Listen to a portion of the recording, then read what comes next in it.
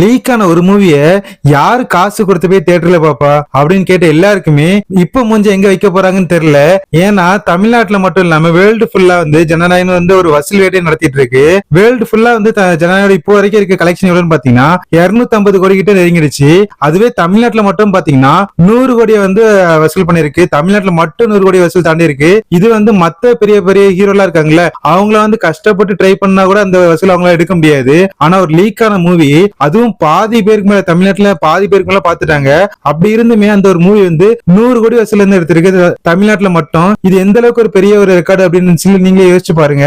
ஒருவேளை இந்த மூவி மட்டும் லீக் ஆகாம சொன்னபடி டேட்டுக்கு பொங்கலுக்கு மட்டும் ரிலீஸ் ஆயிருந்தா கண்டிப்பா இந்த மூவி வந்து 600 கோடி வந்து ஈஸியா அடிச்சிருக்கும். பட் ஆனா ஒரு சில ரீசன் இந்த ப்ராப்ளம்னால வசூல் வந்து குறைஞ்சிருக்கு.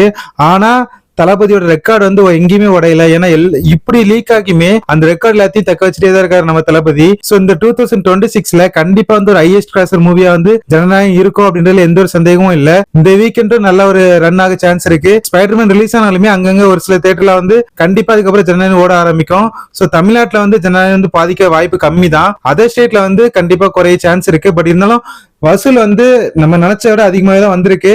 சோ இன்னும் அதிகமா வரும் அப்படின்னு சொல்லி நம்ம பார்க்கலாம் ஓவராலா எந்த அளவுக்கு கலெக்ஷன் வருது அப்படின்றத. ஓவரால் கலெக்ஷன் வந்ததுக்கு அப்புறம் கண்டிப்பா அது வந்து ஒரு வீடியோ போடுறேன். சோ நம்ம சேனல் இப்பயே சப்ஸ்கிரைப் பண்ணி வச்சுக்கோங்க. நான் இதே மாதிரி இன்னொரு அப்டேட்ல இன்னொரு வீடியோல உங்களுக்கு சந்திக்கிறேன். அது வரைக்கும் பை கைஸ்.